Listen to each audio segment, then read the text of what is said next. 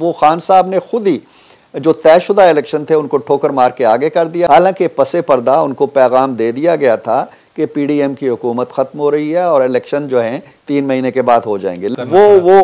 वो बड़ी वजह जो बनी वो इस इंटरव्यू में भी बाजवा साहब ने बयान की है कि खान साहब ने 22 मई को गालबन एक प्रेस कॉन्फ्रेंस की पेशावर के अंदर और ये कहा कि जी हम 25 मई को इस्लामाबाद पे धावा बोलेंगे, लॉन्ग मार्च करेंगे तारीख का सबसे बड़ा, और वहाँ से इलेक्शन मनवा के आएंगे।